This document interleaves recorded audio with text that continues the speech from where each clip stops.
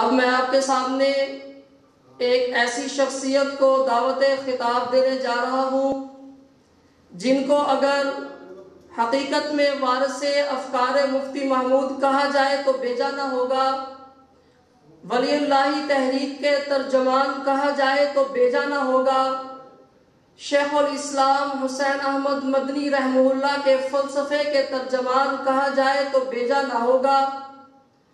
میری مراد سابق مرکزی صدر جمعیت علماء اسلام، ممبر مرکزی مجلس شورا جمعیت علماء اسلام پاکستان، بقیت السلف، عمدۃ الخلف، حضرت مولانا عبدالحکیم اکبری صاحب حافظہ اللہ تعالی، ان کی تشریف آوری سے پہلے صرف ایک شعر ان کی خدمت میں عرض کروں گا اور یہ گزارش کروں گا کہ وہ مائک پر تشریف لائیں اور اپنے ذریع خیالات سے آپ کو نوازیں۔ یہ تو سچ ہے کہ اندھیروں کا تسلط ہے مگر، یہ تو سچ ہے کہ اندھیروں کا تسلط ہے مگر، شمعیں بجھنے نہ دو ظلم کے ایوانوں میں، آندھیاں ظلم و جبر کی لاکھ سہی، آندھیاں ظلم و جبر کی لاکھ سہی، وہ دیے تم ہو جنہیں جلنا ہے طوفانوں میں۔ حضرت اقدس حضرت مولانا ڈاکٹر عبدالحکیم اکبری صاحب حافظہ اللہ تعالی۔ الحمدللہ وکفا والصلاة والسلام علی عباده الذین اصطفى، اما بعد، فعن معاویہ رضی اللہ تعالی عنہ قال قال رسول اللہ صلی اللہ علیہ وسلم من يرد الله به خيرا يوفقه في الدين وإنما أنا قاسم والله يعطي، أو كما قال عليه الصلاة والسلام۔ صدق رسول اللہ صلی اللہ علیہ وسلم۔ اسٹیج پر تشریف فرما مہمان گرامی، علماء کرام اور طلباء عزیز، مجھ سے قبل نوجوان علماء نے حضرت امام الکبیر حجت الاسلام محمد قاسم نانوتوی رحمۃ اللہ علیہ کے حیات کے، ان کی خدمات کے، ان کے صفات کے اہم پہلو آپ کے سامنے رکھے۔ ایک نوجوان نے اردو میں اپنا مقالہ پیش کیا، ایک نوجوان نے انگریزی میں، دوسرے نے عربی میں، اور ماشاءاللہ ہمارے لیے کچھ نہیں چھوڑا۔ میں چونکہ مسلسل سفر میں رہا ہوں، مجھے جب معاون نے رابطہ کیا، دعوت دی، تو میں نے کہا میں کس موضوع پہ بولوں گا، تو انہوں نے کہا کہ آپ خود موضوع کا تعین خود کر لیں۔ تو میں چونکہ مسلسل یہ مدارس کے ختم بخاری ہو رہی ہیں، جلسے ہو رہی ہیں، آپ کو بھی معلوم ہے، ہاں جی، پھر بڑے لمبے سفر کرنے پڑے، تو میں نے کہا میں اپنے لیے ایک آسان سا، اگر آپ پسند فرمائیں تو میں وہ موضوع اپنے لیے پسند کر لیتا ہوں، اور وہ ہے حضرت امام الکبیر مولانا قاسم نانوتوی رحمۃ اللہ علیہ کے ذاتی اوصاف و کمالات، اور اس میں بڑے اسباق ہیں ان کے ذاتی اوصاف و کمالات میں، کیونکہ وہ ایک ایسی ہستی ہے جو بر صغیر میں بہت کم ایسی ہستیاں اس کی مثال کی ہوں گی کہ اس کو اللہ پاک نے جو ذاتی اوصاف عطا فرمائے تھے۔ حضرت نے ذکر تو فرمایا مولانا جمالی صاحب نے کہ ان کی وفات، تاریخ وفات کے بارے میں تو بتا دیا، لیکن یہ نہیں بتایا کہ وہ عمر کے کس مرحلے میں اس دنیا سے تشریف لے گئے۔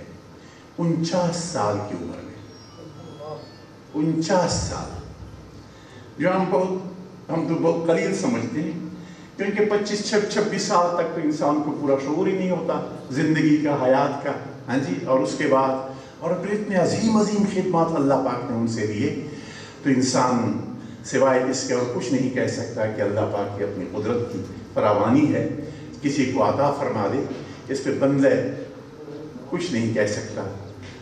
امام الکبیر حجت الاسلام جامع المعقول والمنقول حضرت مولانا قاسم نانوتوی رحمت اللہ علیہ 1248 ہجری 1832 کو آپ کی ولادت ہوئی تھی۔ آپ کا تعلق سہارنپور کے نواح میں قصبہ نانوتا سے تھا۔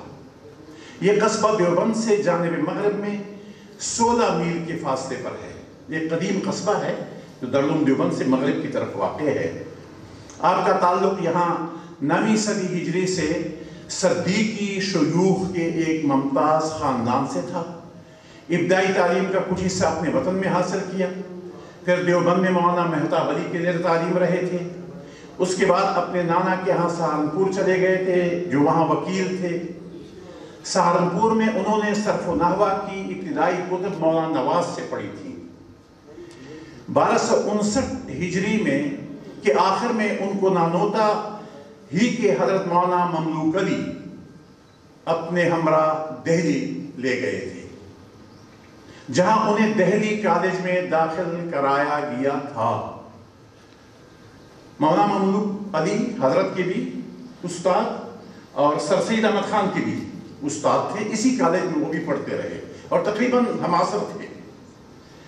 متعدد تاریخی مراحل سے گزرتے ہوئے آج کل بھی یہ کالج موجود ہے، اور یہ کالج ڈاکٹر ذاکر حسین جو صدر انڈیا رہ چکے ہیں، ڈاکٹر ذاکر حسین کانگریس کے رہنما، ان کے نام سے یہ کالج آج کل یہ موسوم ہے۔ دہلی کالج سے قبل داخلے سے قبل آپ نے مولانا مملوک علی سے منطق، فلسفہ، کلام کی کتابیں، میر زاہد، قاضی مبارک، صدر شمس باغ وغیرہ ان کے مکان پر وہ پڑھ چکے تھے۔ ان کتب کے پڑھنے کے بعد آپ حضرت شاہ ولی اللہ رحمۃ اللہ علیہ کے مسند علم پر مسند نشین حضرت شاہ عبدالغنی مجددی سے آپ نے علم حدیث کی تعلیم حاصل کی۔ مولوی مظفر حسین صاحب کی صحبت میں اتباع سنت میں بہت زیادہ آپ کو راغب کر دیا تھا، اور حضرت حاجی امداد اللہ مہاجر مکی سے بیعت و سلوک کے تعلق نے ان کو روحانی لحاظ سے بام عروج پر پہنچا دیا تھا۔ خود بھی پابند شریعت و سنت تھے اور لوگوں کو بھی پابند شریعت و سنت کی ازحد کوشش کرتے تھے۔ دیگر علماء کے ہمراہ انہوں نے علوم قرآن و سنت کی تعلیم کے لیے دارالعلوم دیوبند کی بنیاد رکھی تھی۔ 15 محرم 1283 ہجری مطابق 30 مئی 1866 میں قصبہ دیوبند کے چھتا کی قدیم مسجد میں انار کے چھوٹے درخت کے سائے میں بغیر کسی تقریب کے، کسی بڑے افتتاحی تقریب کے دارالعلوم کا افتتاح عمل میں آیا تھا۔ دارالعلوم دیوبند در حقیقت بر صغیر میں قرآن و سنت کی تعلیمات کے فروغ کے لیے ایک عظیم تحریک کا آغاز تھا۔ ملت کی دینی اور اجتماعی حیات کی بقا، اسلامی تہذیب کا تحفظ اور اس اہم فریضے کے لیے رجال کار کی تیاری اس کے مقاصد و اہداف میں تھا۔ حضرت نانوتوی رحمۃ اللہ علیہ کا سب سے بڑا اور عظیم کارنامہ ہندوستان میں علوم قرآن و سنت کی نشاط ثانیہ کے لیے تعلیمی تحریک کا احیاء اور مدارس دینیہ کے لیے وہ رہنما اصول متعین کرنے تھے جن پر مدارس دینیہ کی بقا کا انحصار ہے۔ اور ہمارے دیوبند کے سلسلے کے مدارس آج بھی وہ ہشتگانہ اصول حضرت نانوتوی رحمۃ اللہ علیہ کے انہی ہشتگانہ وہ 8 اصول کو اپنا رہنما تسلیم کرتے ہیں، اور انہی کی روشنی میں، انہی کی ہدایات میں آج بھی اپنی یہ خدمات اسی طریقے سے بغیر کسی مداخلت کے وہ انجام دے رہے ہیں۔ تو اس کے لیے جو رہ عمل متعین کیا تھا وہ مولانا قاسم نانوتوی رحمۃ اللہ علیہ کا ہے۔ ان کی توجہ اور ترغیب سے متعدد شہروں اور قصبات میں دینی مدارس جاری ہو گئے تھے۔ تانا بھون ضلع مظفر نگر، گلاوٹی ضلع بلند شہر، کیرانہ ضلع مظفر نگر، دانپور ضلع بلند شہر، میرٹھ اور مراد آباد میں ان کے قائم کردہ ادارے علمی، تعلیمی، دینی خدمات انجام دے رہے ہیں۔ 1857 کی جنگ آزادی میں انہوں نے جرأت و مردانگی سے حصہ لیا اور انگریزی تسلط سے شاملی ضلع مظفر نگر کی تحصیل فتح کی تھی۔ اس جنگ میں ان کے ہمراہ وقت کے بڑے بڑے علماء اور مشائخ بھی شریک تھے۔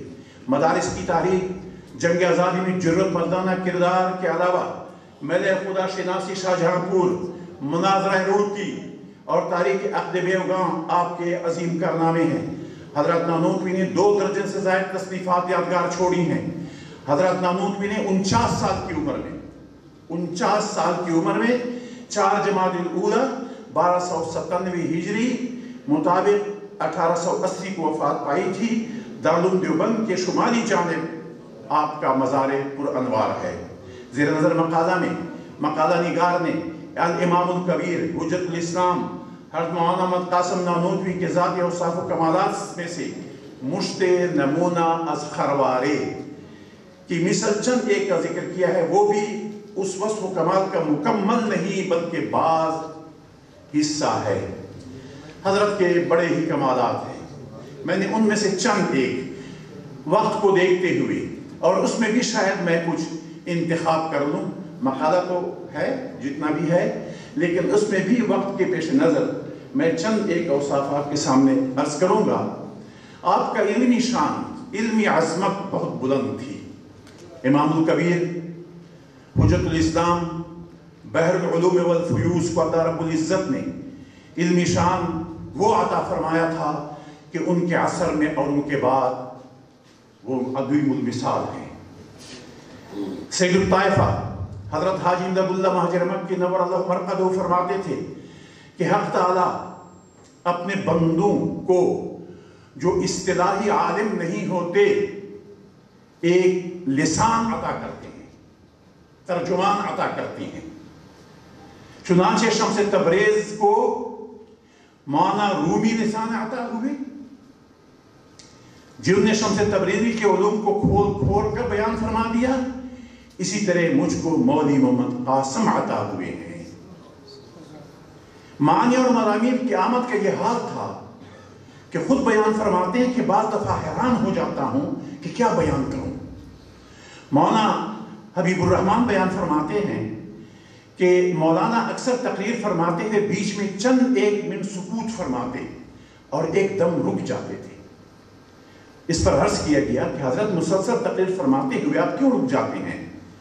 فرمایا کہ ایک ہی مضمون کے 20 پیرائے اور عنوان ذہن میں یکدم آ جاتے ہیں تو طبیعت رک جاتی ہے، اور میں اس پر غور کرنے لگتا ہوں کہ کس کو لوں اور کس کو چھوڑوں۔ حضرت شیخ ابن رحمت اللہ فرماتے تھے کہ جب حضرت استاد کی کوئی بات سے کوئی بات پوچھی جاتی تو یوں معلوم ہوتا تھا کہ اس مسئلے کے تمام دلائل ایک دم ہاتھ جوڑے ہوئے حضرت کے سامنے آ کھڑے ہوئے ہیں، اور وہ دل میں انتخاب کر کے مخاطب کو افادہ فرما رہے ہیں۔ یعنی انتخاب دلائل میں تو دیر نہ لگتی۔ حضرت فرماتے ہیں کہ انتخاب دلائل میں دیر نہ لگتی، مگر دلائل کے بیکدم جمع ہو جانے اور آ کھڑے ہونے میں تاخیر۔ دلائل انتخاب میں دیر تو لگتی، مگر دلائل کے بیکدم جمع ہو جانے اور آ کھڑے ہونے میں کوئی تاخیر نہیں ہوتی تھی۔ فرماتے ہیں کہ طالب علم کا سارا زمانہ مولانا گنگوہی، مولانا نوتوی، آفتاب و مہتاب کا قریب قریب یکجا اور یکجہتی کے ساتھ گزرا۔ کبھی کسی مسئلے میں دونوں حضرات میں باہم بحث بھی ہو جاتی تھی اور گھنٹوں تک رہا کرتی تھی۔ ان دونوں مشہور طالب علموں کا مناظرہ کچھ ایسا نہ تھا کہ جس کو دلچسپی کی نظر سے نہ دیکھا جاتا۔ اساتذہ بڑے شوق اور تعجب سے ان کے بحث کو سنتے اور سراپا کان ہو کر ان کی جانب متوجہ ہو جاتے تھے۔ کبھی لوگوں کے ٹھٹھ لگ جاتے تھے اور عام و خاص کا مجمع ہو جایا کرتا تھا۔ جانبین سے وہ نقطہ سنجیاں، باریک بینیاں ہوتی تھیں کہ باید و شاید۔ ایک بار ایک استاد نے دونوں کی گفتگو سن کر یوں فیصلہ فرمایا کہ قاسم ذہین ہے، اپنی قابلیت سے قابو میں نہیں آتا۔ قاسم ذہین آدمی ہے، قابلیت سے قابو میں نہیں آتا، ورنہ اس مسئلے میں رشید احمد حق پر ہے اور ہمارے لیے دونوں حق پر ہیں۔ مولانا محمد قاسم نانوتوی قصرو نے اپنے ایک دن ایک مضمون بیان فرمایا۔ سننے والوں میں سے کسی نے کہا کہ اس مضمون کو مولانا قاسم نانوتوی صاحب نے ایک دفعہ بیان کیا تھا یہ سن کر فرمایا کہ جہاں سے ہم کہتے ہیں وہاں سے وہ بھی فرماتے تھے، جہاں سے ہم کہتے ہیں وہ بھی وہیں سے فرماتے تھے، مگر اتنا فرق ہے کہ ان کے لیے سمندر کے برابر کھلتا تھا اور ہمارے لیے سوئی کے ناکے کے برابر کھلتا ہے۔ حضرت حاجی عبداللہ مہاجر مکی نے ہر نانوتوی رحمت اللہ علیہ کا نام لے کر فرمایا ایسے لوگ کبھی پہلے زمانے میں ہوا کرتے تھے، اب مدتوں سے نہیں ہوتے۔ اگر ان حضرات کی کتابوں کا ترجمہ عربی میں کر دیا جائے اور بتلا نہ جائے تو دیکھنے والا رازی اور غزالی کے زمانے کی بتلائیں گے۔ حضرت شیخ الہند فرمایا کرتے تھے کہ میں نے التزام کیا کہ شاہ ولی اللہ کی تصانیف دیکھ کر حضرت مولانا قاسم نانوتوی کے درس میں حاضر ہوتا اور وہ باتیں پوچھتا جو حضرت شاہ صاحب کے کتب میں مشکل ہوتی تھیں۔ شاہ صاحب کی کتاب میں جو انتہائی جواب ہوتا تھا حضرت نانوتوی رحمت اللہ علیہ وہی فرما دیا کرتے تھے۔ مولانا حکیم رحیم اللہ بجنوری فرماتے ہیں کہ مختلف علماء عصر سے منطق و فلسفہ کی کتابیں پڑھنے کے بعد جب میں سید الامام الکبیر حضرت محمد قاسم نانوتوی کی خدمت میں حاضر ہوا، جو بات بھی یہاں سننے میں آتی تھی ایسا معلوم ہوتا تھا کہ کبھی نہیں سنی تھی۔ حضرت مولانا یعقوب صاحب فرماتے تھے کہ حضرت سید الکبیر حضرت نانوتوی سب کتابیں مضامین مروجہ بے تکلف پڑھاتے تھے، اس طرح کے مضامین بیان فرماتے تھے کہ نہ کسی نے سنے اور نہ سمجھے۔ عجیب و غریب تحقیقات ہر فن میں بیان فرماتے، جو شخص طباع ہو اور پہلے سے اصل کتاب سمجھا ہو تب مولوی صاحب کی بات سمجھ سکتا تھا۔ مولانا محمد علی منگیری فرماتے ہیں کہ طالب علم کے زمانے میں محمد قاسم کے درس حدیث میں شرکت کی سعادت مجھے بمقام میرٹھ مسلمہ سرائے تھی۔ غالباً یہ وہی زمانہ تھا جب صحیح مسلم کا درس جاری تھا، حدیث پڑھی گئی، حنفیوں اور شافیوں کی کسی اختلاف مسئلے سے حدیث کا تعلق تھا۔ میں نے دیکھا مولانا نے ایک ایسی جامع اور مدلل تقریر کی جس سے کلیتاً شافی مذہب کے نقطہ نظر کی تائید ہوتی تھی۔ طلبہ حیران ہوئے اور کہنے لگے کہ آپ کی اس تقریر سے تو معلوم ہوا کہ امام شافعی کا مسلک صحیح اور حنفیوں کا مذہب حدیث کے مطابق نہیں ہے۔ مولانا منگیری فرماتے تھے تب میں نے دیکھا کہ مولانا نانوتوی نے رنگ بدلا اور فرمانے لگے کہ شوافع کی طرف سے اس مسئلے کی تائید میں زیادہ سے زیادہ کہنے والے اگر کچھ کہہ سکتی ہیں تو یہی کہہ سکتے ہیں جو تم سن چکے۔ اب سنو، امام ابو حنیفہ رحمۃ اللہ علیہ کے مسلک کی بنیاد یہ ہے۔ اس کے بعد مولانا نانوتوی نے پھر ایسی تقریر کی کہ لوگ مبہوت ہوئے اور مبہوت بنے ہوئے سن رہے تھے۔ ابھی جس مسلک کے متعلق ان کو یقین تھا کہ اس سے زیادہ حدیثوں کے مطابق کوئی دوسرا مسلک نہیں ہو سکتا، اچانک معلوم ہوا کہ در حقیقت صحیح حدیثوں کا مفاد وہ ہے جسے امام ابو حنیفہ نے منقح فرمایا ہے۔ مولانا منگیری اس کے بعد دیر تک مولانا نانوتوی کی خداداد ذہانت ذکاوت کی تعریف فرماتے رہے۔ امیر شاہ خان صاحب کی روایت ہے کہ مولانا نانوتوی رحمت اللہ علیہ ڈاکٹر عبد الرحمن کے پاس مظفر نگر تشریف لے گئے۔ ڈاکٹر صاحب اس زمانے میں جیل میں ڈاکٹر تھے۔ حضرت جیل کی سمجھ جا رہے تھے، یہ بات ذرا سوچنے کی ہے۔ حضرت نانوتوی رحمت اللہ علیہ کو یہ کمال حاصل تھا کہ آپ نظری بات کو بھی، فکری بات کو بھی ایک مشاہدے کی مثال کے ذریعے سے، محسوس مثال کے ذریعے سے سمجھاتے تھے اور اس میں ان کو کمال حاصل تھا۔ یہ واقعہ ذہن میں رکھیں نا، جو ان کی علمی شان کا اندازہ ہو جاتا ہے۔ وہ فرماتے ہیں کہ وہ ڈاکٹر جیل میں تھے، حضرت جیل کی سمجھ جا رہے تھے، جیل کی بلڈنگ کی طرف 7 لوگوں کا مجمع تھا۔ جیل کو جب تھوڑا سا فاصلہ رہ گیا تو کسی شخص نے سوال کیا کہ حضرت اولیاء اللہ کی پیشن گوئیاں بسا اوقات اپنے وقت سے ٹل جاتی ہیں اور انبیاء اللہ کی پیشن گوئی اپنے وقت سے نہیں ٹل سکتی۔ وہ بالکل صحیح یقینی قطعی ہوتی ہے، جبکہ اولیاء کی ظنی ہوتی ہے، کبھی غلط کبھی صحیح۔ تو کیا اولیاء اللہ کو غلط کشف ہوتا ہے؟ فرمایا یہ سامنے کون سی بلڈنگ ہے؟ سائل نے عرض کیا جیل ہے۔ فرمایا کہ اس میں کوئی شک ہے یا یقینی بات ہے؟ عرض کیا کہ نہیں، بلا شک جیل ہی ہے۔ پھر فرمایا کہ آپ کے خیال میں اس جیل کو یہاں سے کتنا فاصلہ ہوگا؟ عرض کیا کہ تقریباً 100 قدم۔ فرمایا 100 کے 95 یا 105 بھی ہو سکتے ہیں؟ عرض کیا بے شک ہو سکتے ہیں، کم بھی ہو سکتے ہیں، زیادہ بھی ہو سکتے ہیں، کیونکہ تخمینہ ہی تو ہے، اندازہ ہے۔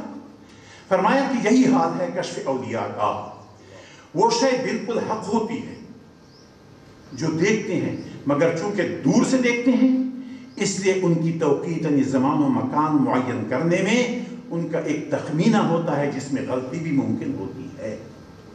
اس کے بعد جب جیل کے دروازے پر پہنچ گئے اور وہ تقریباً 2 قدم پر تھا تو فرمایا کہ یہ کیا عمارت ہے؟ سائل نے عرض کیا کہ یہ جیل ہے۔ پھر فرمایا یہ کتنی دور ہے؟ عرض کیا صرف 2 قدم۔ فرمایا کہ 2 کے 1 یا 3 ہو سکتے ہیں؟ عرض کیا کہ نہیں، اب تو 2 قدم ہی یقینی ہے۔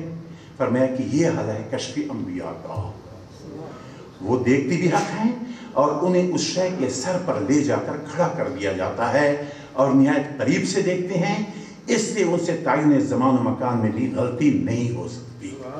اب یہ ان کا کمال تھا کہ ایک نظری بات، ایک فکری بات کو محسوس مثال سے ان کو اس طریقے سے آپ نے سمجھا دیا۔ مولانا یعقوب صاحب نانوتوی فرماتے ہیں کہ مولانا قاسم نانوتوی منطقی کتابیں مرزا ہے قاضی صدرہ شمس بازغہ ایسا پڑھایا کرتے تھے جیسے حافظ منظر سناتا ہے، کہیں کہیں لفظ دریافت فرماتے اور ترجمہ کرتے۔ والد صاحب مولانا مملوک علی نے مولانا صاحب سے کہہ دیا تھا کہ اقلیدس پڑھنے کی ضرورت نہیں، اس کا تم خود مطالعہ کرو۔ چند دنوں میں مولانا مطالعہ کیا، اس واقعے کی شہرت ہوئی، طلباء نے پوچھ گچھ شروع کی، مگر مولانا کب ماں کھانے والے تھے۔ جب امتحان کا زمانہ آیا مولانا نے فرمایا کہ بھائی قاسم اقلیدس کا امتحان دینا ہوگا۔ مولانا نانوتوی نے ایک رات میں اقلیدس دیکھی، 14-15 شکلیں دیکھی تھی کہ جی گھبرا گیا، اس کو چھوڑ دیا، پھر نہ دیکھی۔ کالج میں اس کی شہرت ہو گئی، فلاں طالب علم بغیر پڑھے ہندسے کا امتحان دے گا۔ اور رام چندر کو جو فن ہنسا میں صاحب تصانیف بھی تھے جس کا ذکر بھی انہوں نے کیا، بلا کر چند مشکل سوالات سمجھا دیے اور ہر کی خدمت میں بطور امتحان کے بھیجا۔ اس کے جوابات کے بعد مولانا نے فرمایا کہ چند سوالات میں بھی کرتا ہوں، چنانچہ کیے گئے مگر جواب نہ دارا، وہ جوابات سے عاجز آ گئے۔ منظر حسن گیلانی صاحب فرماتے ہیں، مناظر حسن گیلانی فرماتے ہیں کہ غالباً اس کی وجہ یہ تھی کہ قدیم طریقے سے عربی زبان میں ان چیزوں کی تعلیم مولانا مملوک علی صاحب سے وہ پا چکے تھے، صرف دیکھ لینا اور حساب کی مشق کر لینا ان کے لیے کافی تھا۔ ارواح ثلاثہ میں لکھا ہے کہ ایک انگریز مہندس نے، انجینئر نے اشتہار دیا تھا کہ اگر کوئی شخص مثلث کے زاویوں کو 3 حصوں میں دلیل سے ثابت اور منقسم کر دے تو 1.5 لاکھ روپے انعام ہے۔ اس وقت 1.5 لاکھ روپے۔ مثلث آپ جانتے ہیں علماء جن نے اقلیدس پڑھی ہوگی اور جس نے کوئی اسکول پڑھا ہوگا، تین اضلاع والا شکل تو ہر ایک جانتا سمجھتا ہے۔ تو فرمایا کہ جو دلیل سے اس کو 3 حصوں سے ثابت کر دے اور منقسم کر دے۔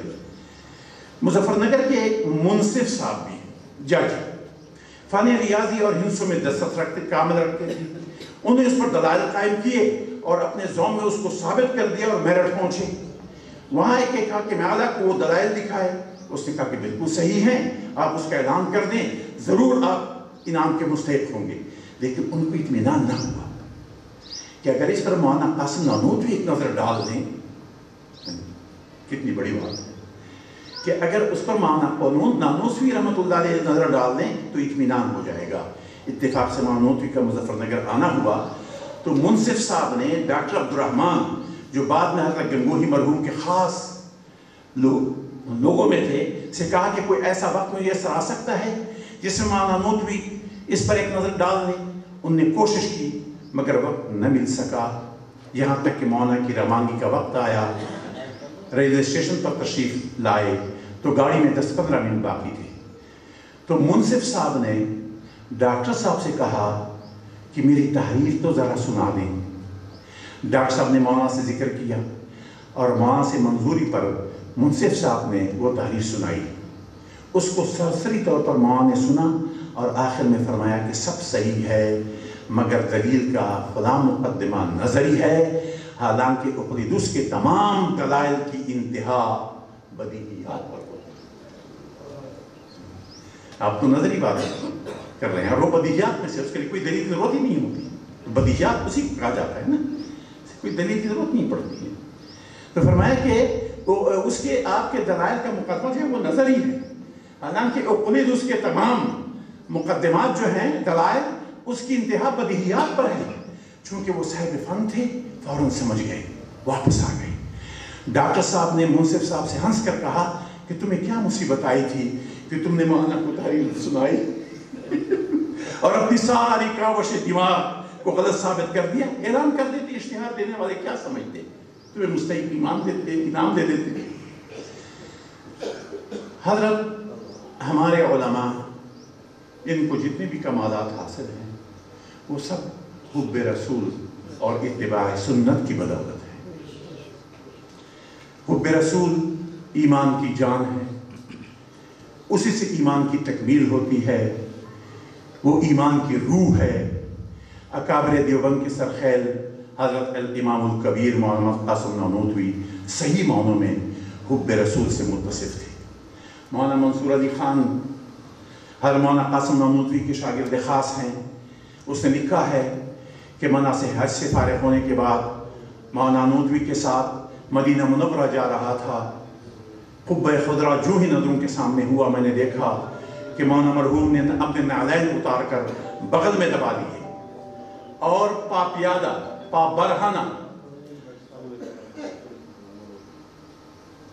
برہنہ چلنا شروع کیا۔ میں نے ان کے دیکھا دیکھے اپنی جوتیاں بھی اتار دی، ننگے پیر ہمراہ مولانا مرحوم کے چلنا شروع کیا۔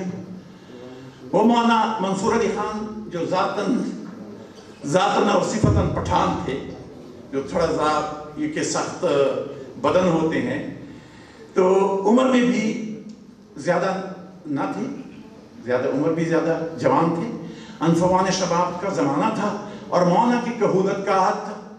50 کے قریب حضرت کی تقریباً عمر ہونے والی تھی، مگر حکیم صاحب کے سامنے اسی شفاف اور نرم و نازک جلد کے متعلق یہ عجیب تجربہ پیش آیا۔ لکھا ہے کہ راستہ نوکیلے خاردار پتھر کے ٹکڑوں سے بھرا ہوا تھا۔ آپ میں سے بھی حضرات گئے ہوں گے، انہوں نے دیکھا ہوگا کہ عرب کی سرزمین چھوٹے چھوٹے سیاہ ٹکڑے پتھر کے ہوتے ہیں، چلنا بڑا مشکل ہو جاتا ہے۔ تو مولانا کو پرہنہ دے کر حکیم صاحب بھی پرہنہ ہوئے، مگر خود انہی کا بیان ہے کہ اس قدر پتھریاں پاؤں میں چھبنے لگیں کہ میں تحمل نہ کر سکا، آخر جوتا پہن کر چلنے لگا۔ مگر مولانا مرحوم مدینہ منورہ تک کئی میل آخر شب تاریخ میں بھی اس طرح چل کر پا برہنہ پہنچ گئے۔ مولانا جو از فرق تا بقدم نہایت اندام تھے، تعجب تھا کہ ننگے پیر کیوں کر آدمی ان خاردار پتھروں میں چل سکتا ہے، مگر قوت عشق کے نزدیک سنگ خود برابر ہو۔ مولانا مناظر حسن گیلانی فرماتے ہیں کہ اسم گرامی جناب رسالت مآب صلی اللہ علیہ وسلم کا جب حضرت مولانا قاسم نانوتوی رحمۃ اللہ سنتے تھے تو بدن پر لرزہ پڑ جاتا تھا، چہرے کا رنگ متغیر ہو جاتا تھا، اور ایک عجیب حالت نمایاں ہوتی تھی جو معرض بیان میں نہیں آ سکتی۔ مولانا قاسم نانوتوی کسی وقت یاد الہی سے غافل نہ ہوتے، ہمتاً ذکر بن گئے تھے، ہر لقمہ کھانے کا ہو، میوے کا یا شیرینی کا، بسم اللہ ضرور کہا کرتے۔ وقت کے مسلم عند الکل کتب اور اس راستے کے مشہور ماہر سیدنا حضرت شاہ عبد الرحمن گنج برآبادی کی یہ شہادت ہے کہ مولانا قاسم نانوتوی کو کم سینی میں ولایت عطا کر دی گئی تھی۔ مولانا مرحوم سے رات دن کھلی کرامات سرزاد ہوتی تھیں، اپنی خاکساری کی وجہ سے ان پر ایسا چھپاتے تھے جیسے پانی کنویں کی تہ میں، اور ہرگز اس کی اظہار کو پسند نہ فرماتے تھے۔ اخلاص اور حق پرستی، حضرت حاجی امداد اللہ قدس سرہ فرماتے تھے کہ مولانا قاسم صاحب جو کچھ میں نے تقریراً یا تحریراً کہا ان نے ہمیشہ خوشی سے قبول کیا، مگر ایک دفعہ ایسا کوڑا جواب دیا کہ میں دیکھتا رہ گیا۔ حاجی صاحب نے فرمایا کہ ہوا یہ تھا کہ نواب محمد علی خان رئیس ٹونک نے، ریاست ٹونک نے بعد معزولی مکہ معظمہ میں حرم شریف میں بخاری شریف کا ختم کرانا چاہا۔ نواب صاحب نے اپنی اس آرزو کو حضرت حاجی صاحب کی خدمت میں پہنچا دیا. ان نے لکھوا دیا کہ اس کا نظم کر دیا جائے اپنے متعلقین متوسلین کو کہ بھئی اس کا ختم بخاری کا اہتمام کیا جائے. اس کے بعد بخاری شریف پڑھنے کی صلاحیت رکھنے والے دوسرے حضرات سے جہاں حضرت حاجی صاحب نے اس وادی کی تکمیل کی فرمائش کی، اسی سلسلے میں سید الکبیر مولانا قاسم نانوتوی جو اتفاقاً اس زمانے میں مکہ معظمہ میں تھے، یہ کہا کہ میں وعدہ کر چکا ہوں آپ بھی ختم میں شریک ہو جائیں. حضرت نانوتوی رحمۃ اللہ علیہ نے اپنے مرشد سے عرض کیا کہ حضرت میں نے بخاری سے نہیں پڑھی تھی. حضرت حاجی صاحب نے فرمایا میرے اوپر اس کا بڑا اثر ہوا. میں اسے نہیں پڑھی تھی کہ میں نوابوں کے لیے خاتم بخاری پڑھوں. اپنے مرشد کو ایسا جواب دینا، کوڑا جواب دینا. سید الامام الکبیر حضرت نانوتوی میرٹھ میں تشریف فرما تھے کہ ایک شخص نے عشاء کے وقت ایک مسئلہ پوچھا. آپ نے اس کا جواب دیا. ایک شاگرد نے سائر کے چلے جانے کے بعد عرض کیا کہ مجھے یہ مسئلہ یوں یاد ہے. آپ نے فرمایا کہ تم ٹھیک کہتے ہو، یہ بڑی بات ہے. کہ جب صحیح جواب سامنے آیا آپ نے فوراً تائید کی، تم نے صحیح کہا. حضرت نے مستفتی کو تلاش کرنا شروع کیا. عشاء کے وقت سوال کیا گیا تھا. نماز سے فارغ ہو جانے کے بعد شاگرد نے اپنے علم کو گوش گزار کیا تھا. پوچھنے والے صاحب مسجد سے جا چکے تھے، رات کافی گزر چکی تھی. تلاش پر اصرار جب زیادہ بڑھا تو لوگوں نے عرض کیا کہ رات زیادہ ہو گئی ہے، اب آرام فرمائیے، صبح ہونے پر ان کو بتا دیں گے. لیکن آپ نے قبول نہ فرمایا. چنانچہ حضرت بنفس نفیس رات کی تاریکی میں اٹھے اور اس سائل کے مکان پر تشریف لے گئے. گھر میں سے ان کو بلایا.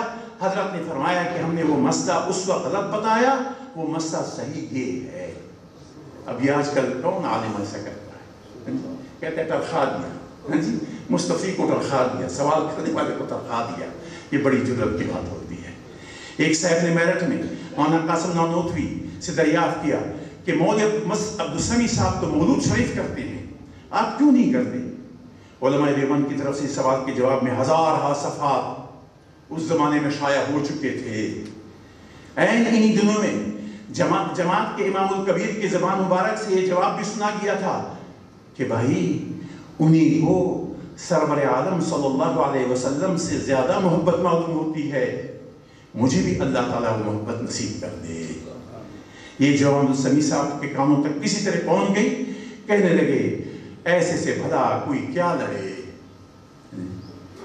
ایک صاحب جو طبقہ مشائخ سے تعلق رکھتے تھے، علماء دیوبند نے جن امور کی بدعتوں کا فائدہ دے رکھا تھا وہ ان میں مبتلا تھے. لیکن سیدنا امام الکبیر نانوتوی کی تعریف سن کر خدمت والا میں حاضر ہوئے. مولانا نہایت عزت کے ساتھ ان کو مہمان بنایا. سب طالب علموں کو سمجھا دیا کہ خبردار کوئی گفتگو ان کے طریقے خلاف نہ کی جائے، کیونکہ مہمان کی دل شکنی نہیں کرنی چاہیے. ہر مولانا محمد قاسم نانوتوی کے مشہور شاگرد مولانا عبدالعلی محدث مدرسہ عبدالرب دہلی کی زبانی سوانح مخطوطہ کے مصنف نے یہ روایت نقل کی ہے کہ میرٹھ میں حضرت نانوتوی سے ہم لوگ پڑھتے تھے اور مخلوق خدا آپ کی طرف پلی پڑتی تھی. تب ایک دن گھبرا کر آپ نے اپنے شاگردوں کو جمع کر کے فرمایا کہ بھائی اس مصیبت سے نجات کی کوئی صورت تم ہی لوگ نکالو. حضرت نے حکم دیا کہ مجھے اس خلجان جس میں مخلوق کے آمد و رفت کی وجہ سے میں مبتلا ہو گیا ہوں چھڑاؤ، میری عقیدت لوگوں کے دلوں سے نکالو. ہم لوگوں نے ایک قاعدہ بنا لیا تھا کہ جہاں اس قسم کا آدمی حضرت سے ملنے آتا تو دروازے ہی پر روک کر ہم لوگ اس کو سمجھاتے کہ ارے بھائی تم کس دھوکے میں ہو، مولوی صاحب تو نرے ملا ہیں، یہ کیا جانے فقیری کس کو کہتے ہیں. اگر تم کو کسی فقیر کی تلاش ہے تو کسی اور بزرگ کی خدمت میں جاؤ، یہاں کیا لوگے. حضرت قاسم علوم الخیرات مولانا محمد قاسم نانوتوی ایک مرتبہ دیوان نکاح بیوگاں کا واز فرما رہے تھے. اثناء واز میں شیوخ میں سے ایک صاحب کھڑے ہوئی اور عرض کیا کہ حضرت مجھے کچھ عرض کرنا ہے.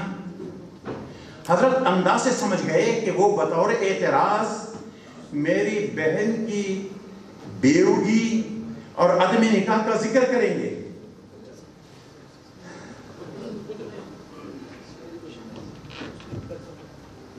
حضرت مولانا عبدالرؤف ربانی صاحب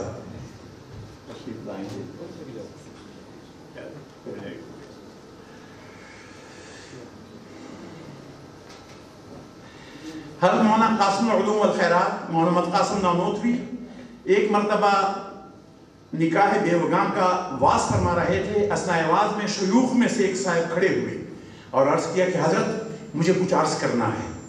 حضرت انداز سے سمجھ گئے کہ وہ بطور اعتراض میری بہن کی بیوگی اور عدم نکاح کا ذکر کریں گے. اپنی جگہ فرمایا کہ اب ذرا ٹھہریں، مجھے ایک ضرورت پیش آ گئی ہے، میں بھی حاضر ہوتا ہوں. یہ کہہ کر حضرت واز کی چوکی سے اترے، گھر تشریف لے گئے. مجلس اپنی جگہ جمی رہی. گھر میں پہنچ کر اپنی بیوہ بہن سے جو عمر میں بھی بڑی تھیں اور کافی ضعیف ہو چکی تھیں، پیر پکڑ کر لجاجت سے عرض کیا کہ آپ کی ایک ہمت سے ایک سنت رسول زندہ ہوتی ہے اور میں احیاء سنت کے قابل ہو سکتا ہوں. بہن نے گھبرا کر کہا کہ بھائی ایسی کیا بات ہے، میرے پیر تو چھوڑو، میں کہاں اس قابل کی سنت رسول کے احیاء کا سبب بنوں. فرمایا کہ آپ نکاح فرما لیں. اس پر بہن نے کہا کہ بھائی تم دیکھ رہے ہو کہ میں ضعیف ہو چکی ہوں، سر کے بال سفید ہو چکے ہیں، نکاح کی عمر نہیں ہے. فرمایا یہ سب صحیح ہے مگر یہ نکاح محض عقد بیوگان کی سنت کی احیاء کے لیے ہوگا، کسی طبی ضرورت کی بنا پر نہیں. اس پر بہن راضی ہو گئی. اسی وقت گھر میں ہی میں حضرت نے نکاح پڑھایا اور نکاح سے فارغ ہوتی باہر تشریف لائے. مجلس واز اسی طرح جمی ہوئی تھی. حضرت نے بقیہ واز شروع فرمایا. وہ معترض اعتراض کی ٹھانے ہی ہوئے تھے، پھر کھڑے ہوئے اور فرمایا کہ مجھے کہنا یہ ہے کہ آپ تو نکاح بیوگاں کا آواز فرما رہے ہیں اور آپ ہی کے گھر میں آپ کی بہن بیوہ بیٹھی ہوئی ہے. فرمایا کون کہتا ہے کہ وہ بیٹھی ہے؟ ان کی نکاح کے گواہ اس مجلس میں بھی موجود ہیں. چنانچہ گواہوں نے گواہی دی کہ ان کا نکاح تو ہماری موجودگی میں ہو چکا ہے. اس پر تمام جلسہ متاثر ہوا اور اسی مجلس میں تقریباً 50-60 نکاح ہوئے اور پھر یہ تحریک نہایت قوت سے آگے چلی. سیدنا امام الکبیر بانی دارالعلوم دیوبند حضرت محمد قاسم نانوتوی صفت تقوی میں بھی اعلیٰ مرتبہ پر فائز تھے. وہ جب دہلی کے مدبع احمدی میں، یہ حضرت آپ کے استاد احمد علی محدث سہارنپوری نے جو ابھی ان کا ذکر ہوا، نوجوانوں میں سے کسی نے کیا، انہوں نے ایک مطبع یعنی پریس لگوایا تھا جس میں انہوں نے بخاری کی بھی شرح لکھی اور اس بخاری کی شرح کے آخر کے کچھ اجزاء اس کی تکمیل مولانا قاسم نانوتوی نے فرمائی ہے اور بالکل ہو بہو اپنے استاد کے طرز پہ. تو اس مطبع میں آپ تصحیح کا کام کرتے تھے، کریکشن کا.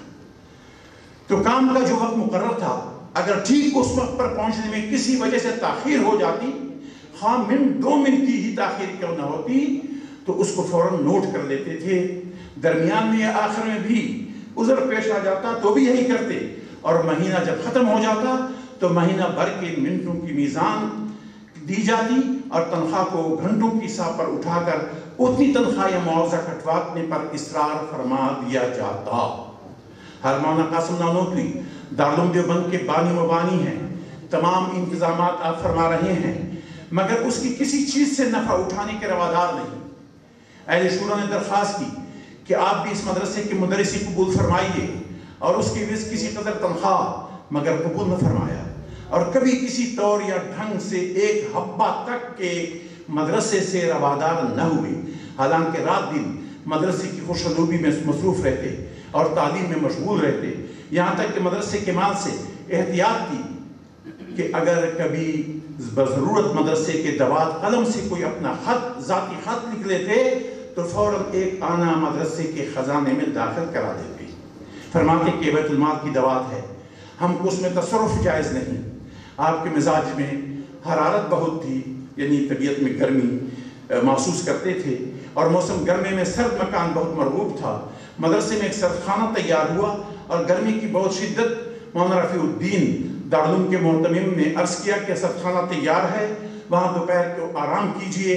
حضرت نانوتوی نے فرمایا کہ ہم کون ہیں جو اس میں آرام کریں، وہ خیر طالب علموں کا. اور کبھی آپ نے سرد خانے میں جا کر استراحت نہیں کی اور گرمی کی تکلیفیں برداشت کی. شاملی کے ایک جنگ میں متوسلین اور خدام نے عرض کیا کہ احتیاط خلاف توکل نہیں، حضرت روپوش ہو جائیں. آپ کی وارنٹ گرفتاری جاری ہو چکے تھے. حضرت نانوتوی اپنی فطرت شجاعت اور ہمت قلب سے کھلے بندوں پھر رہے تھے. لوگوں کا اصرار جب حد سے بڑھ گیا, کھلے بندوں پھرنے چلنے, لوگوں نے پھر منت روپوشی کے لیے عرض کیا.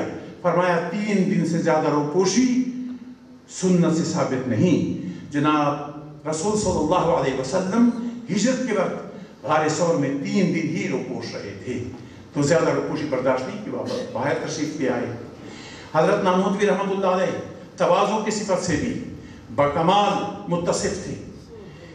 حضرت نانوتوی رحمۃ اللہ علیہ نے فرمایا کہ اس علم نے خراب کیا, ورنہ اپنے کو ایسا خاک میں ملاتا کہ کوئی بھی نہ جانتا, اور ایسا گم ہوتا کہ کوئی نہ پہچانتا کہ قاسم دنیا میں پیدا ہوا بھی تھا یا نہیں.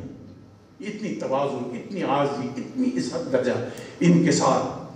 بڑی تنخواہوں پر بلانے والوں کو یہ جواب دیتے, اگر کوئی پیشکش کرتا کہ مجھے صاحب کمال سمجھ کر بلاتے ہیں اور میں اپنے اندر کوئی کمال نہیں پاتا, اور علامہ گنگوہی نے ایک جگہ قسم کھائی ہے کہ مجھ میں کوئی کمال نہیں ہے. جس طالب علم کے اندر تواضع دیکھتے تو اس کے جوتے اٹھا لیا کرتے تھے. ایک خط میں اپنے شاگرد مولانا فخر الحسن کو تحریر فرماتے ہیں, زیر قدم کشیدہ نزدیاں عزیز رسانم شاید بدعائے آدم کند اے عزیز دستی خدا دبایت گرفت بار گناہم ندانم کجا برد. اور جس طالب علم کے اندر تکبر دیکھتے اس سے کبھی کبھی جوتے بھی اٹھوا لیا کرتے تھے.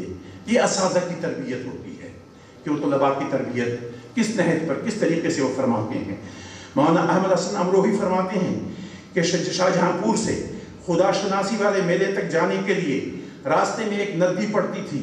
مولانا نانوتوی پیدل جا رہے تھے, ندی میں پانی تھا, پاجامہ پہنے ہوئے پانی میں اتر پڑے جس سے پاجامہ بھیگ گیا. پار اتر کر لنگی باندھی, پاجامہ اتار کر نچوڑ کر اور لاٹھی پر ڈال کر جیسے گاؤں کے رہنے والے ڈال دیا کرتے ہیں, اور اسی شان سے آپ میلے کے میدان میں تشریف لے گئے. اتنی عاجزی تھی ان کے ساری. ایک دن چند مہمان کھانے کے واسطے ہاتھ دھونے کو اٹھے, دوسرے صاحب نے ان کے ہاتھ دھلائے, مگر ایک بوڑھا مسکین شکستہ حال رہ گیا, کسی نے اس کے ہاتھ نہ دھلائے. حضرت مولانا قاسم نانوتوی اس بات کو دیکھ رہے تھے کہ بوڑھے کو غریب مسکین جان کر اس کی طرف کسی نے توجہ نہیں کی. مولانا منصور علی خان کا بیان ہے کہ میں نے دیکھا کہ بوڑھا خود لوٹے کے واسطے جھکا ہی تھا کہ ان کے سامنے بجلی سی کون گئی, اور دیکھتے ہی کہ مولانا نانوتوی نے جھپٹ کر اس قدر جلد وہ لوٹا اٹھا لیا کہ میں حیران رہ گیا, اور دونوں ہاتھوں سے نہایت ادب کے ساتھ لوٹا پکڑ کر اس بوڑھے کے ہاتھ سید عبدالکبیر نے خود دھلوایا. میرے خدا شناسی کے دوسرے سال میں شاہجہاں پور سے میدان مباحث تک جو 6-7 کوس کا فاصلہ تھا, اس فاصلے کو طے کرنے کے لیے تمام مناظرین اسلام سوار جا رہے تھے, لیکن مولانا قاسم نانوتوی پاپی آدھا راستے میں وضو کر کے نوافل ادا کیے اور نہایت خشوع و خضوع سے دعا مانگی. حضرت نے جب سے شاہجہاں پور کا ارادہ کیا تھا, جس سے ملتے تھے یا جس کو اہل دعا سمجھتے تھے استدعائے دعا کرتے تھے, خود یہ کہتے تھے کہ ہر چند ہماری نیت اور ہمارے اعمال اس قابل ہیں کہ ہم مجمع عام میں ذلیل و خوار ہوں, مگر ہماری ذلت و خواری میں دین حق کی ذلت اور رسول پاک صلی اللہ علیہ وسلم کی دین کی ذلت کا تصور ہے, جو تمام عالم کا سردار اور تمام انبیاء کا قافلہ سالار ہے. یہ دعا فرماتے تھے, الہی ہماری وجہ سے اپنے دین اور اپنے حبیب پاک شاہ الاولاق صلی اللہ علیہ وسلم کی دین کو ذلیل و رسوا مت کر, اور اپنے حبیب صلی اللہ علیہ وسلم کی بدولت اور طفیل ہم کو عزت و افتخار سے مشرف فرما. خود بھی یہی دعا کرتے تھے اور اوروں سے بھی یہی دعا کراتے تھے. کبھی ٹائم ہو رہا ہے, یہ کچھ صفحات اور بھی ہیں. حضرت کے بڑے کمالات ہیں. حضرت کے سمان قاسمی علامہ مناظر احسن گیلانی نے 2 جلدوں میں لکھی ہیں, اس کا مطالعہ کریں. اپنے اکابرین کی کتابوں کے تذکرۃ الرشید ہے, یا مولانا حضرت شیخ حدیث رحمۃ اللہ علیہ کی ابیتی ہے. یہ اگر ایک شخص چاہتا ہے اپنی اصلاح, تو سب سے بڑی بات تو سیرت رسول صلی اللہ علیہ وسلم ہے, اور پھر اس کے بعد اپنے اکابرین کی جو ابیتیاں ہیں یا ان کے حالات زندگی ہیں, ان کی جو اوصاف و کمالات ہیں کہ اس مقام تک کیسے پہنچی, یہ کمالات انہوں نے کیسے حاصل کیے, کس مشکلات سے, کن صعوبوں سے وہ گزرے. تو انشاءاللہ جب یہ چیز آپ کے سامنے ہوگی تو آپ کے لیے بھی یہ کمالات حاصل کرنا کسی قسم کا کوئی مشکل نہیں ہوگا۔ تو یہ چند گزارشات آپ کے سامنے عرض کر دی۔ یہ مقالہ میں منتظمین کے حوالے کرتا ہوں، وہ اگر چاہیں تو اس کی اشاعت بھی کر سکتے ہیں، اور اگر اپنے پاس حفاظت کے طور پر رکھیں، برکت کے طور پر رکھیں، تو بھی میری طرف سے اجازت ہے۔ وآخر دعوانا ان الحمدللہ۔